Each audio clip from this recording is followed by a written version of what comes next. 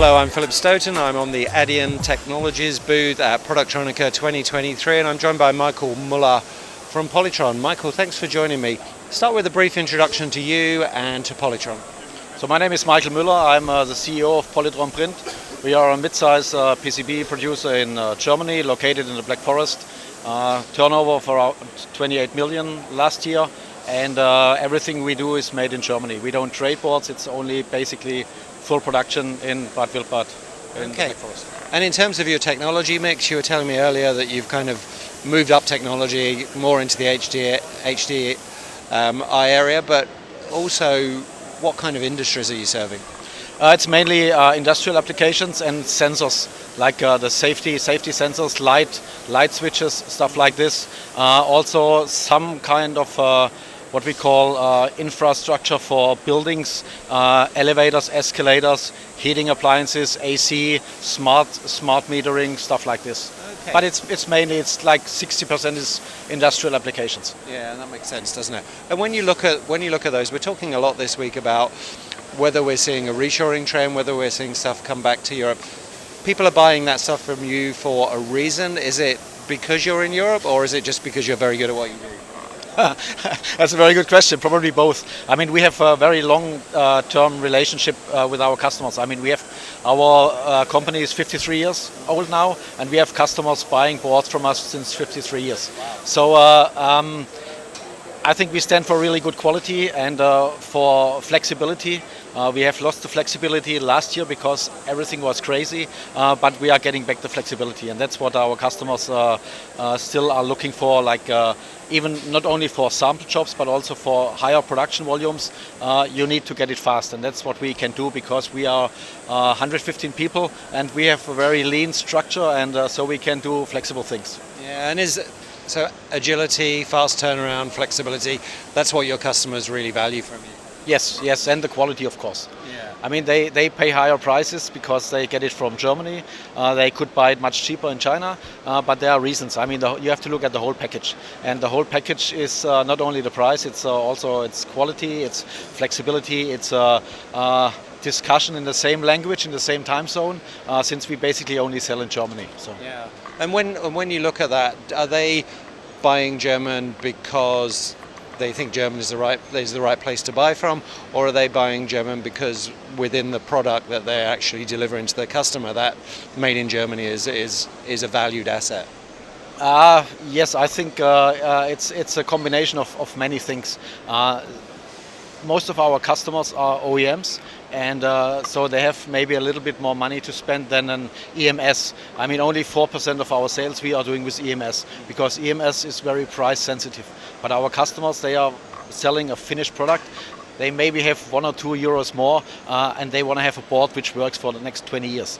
Okay. So that's a thing what they are looking for. Yeah, and it's interesting that you say that you're minimal amount of exposure to the EMS industry because they are under considerably more price pressure. I mean, all of our customers are buying boards in Asia. It's just a question to which extent, you know. And I think the EMS people, probably because they have to, are buying, let's say, 80 to 90% in Asia and 10% in Europe. But I always tell our customers, our industry in Europe cannot survive with 10% of the business. But the OEM customers, they have a different split, like 50-50, or they buy 60% in Germany or Europe and 40% in Asia. It's depending on the industry you are supplying to. Yeah, and it impacts the mix. We're hearing this trend, and this trend sits against the last 20 years where so much business has gone to Asia. You know, 20 years ago, I think 20% of the world's PCBs were made in Europe. Now it's somewhere between 2 and 3%. But your business has continued to succeed in that time frame. Why do you think the industry has declined? Is it just down to price? And how have you been able to insulate your business from that? Well, you have to have the right customers. I mean, that's the main key. We stay away from automotive industry because that doesn't fit to our company size. And again, the industrial customers have a little bit more money to spend, and they are willing to spend a little bit more money. And I think they get good service from us. They get good quality from us. They get it right in time, and that's what they want. And that's why we have a long-term relationship with the customer. I mean, it sounds crazy, but we don't need a lot of new customers because we don't lose the old customers. Yeah, so. Yeah, that's huge. It's hugely valuable. It's much more expensive to get a new customer than to keep one by satisfying their needs. Yeah, and also our strategy is not to grow like 10-15% every year. I mean, we grow if the market is growing, but we have a certain capacity and we will not extend our capacity at the moment. We are going rather from a 2-4 layer board to HDI boards. And one of the things we're also seeing in Europe is a bit of a battle for talent. It's hard to recruit people. It's hard to get people excited about working in a printed circuit board factory. How do you deal with that? Is automation part of the solution? Yeah, automation is part of the solution, but you still need the people, and you can write everything down on paper and on your servers, but you still need the people who have the talent and the brains to do that every day in production. And we have multiple problems. First of all, the young kids don't want to come in our industry because if they look to the industry from the outside, it's not really sexy. Yeah. So, and the next problem which we are very close to Stuttgart with Porsche, Daimler, Bosch. They pay much higher wages than we can do as a small company. So it's difficult, and that's why we are building our own employees. So we have a couple of apprentices. We hire them directly from school, and they learn different things like electroplating or stuff like this. So we are trying to build our own workforce, because it's very difficult if you lose people.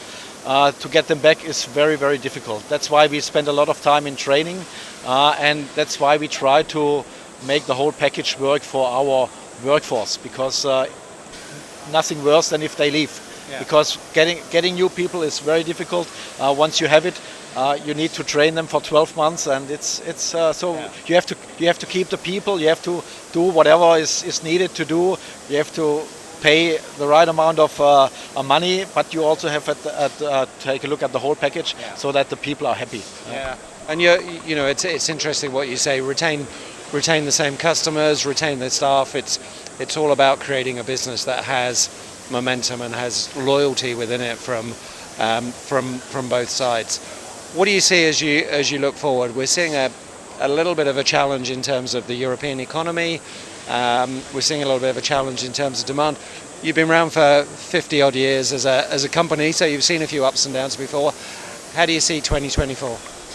Oh, it will be a difficult year. I mean, right now business is very slow because storage is still full at our customers' sites, and since it's not going, we cannot ship new boards. That will be a major problem for next year. Incoming orders are really, really slow, and we will see. I think a couple of companies in our industry will have problems next year. Yeah. I mean, that's not for us, but we are healthy. We have enough money on the side, so we can survive for a certain time.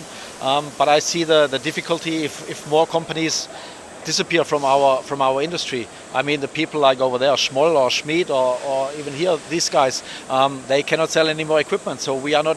The industry is no longer interesting for our suppliers, and that's what I'm afraid of, because we're a small company. If we have to go purchasing equipment in China, it's going to be difficult. I'm not looking forward to this. So I'm really happy that all these guys are spending a lot of money on exhibiting here at the show. I think that's a great thing. Yeah, I think it's really important, and what you allude to there is a critical mass within the industry. If you don't have that critical mass to maintain the support and ecosystem around you, you can't get smaller. Yeah. Yeah. Well, thanks for spending the time with me. Congratulations on the business. I hope it continues to succeed for the next 54 years, and we'll talk soon. Yeah, thanks a lot.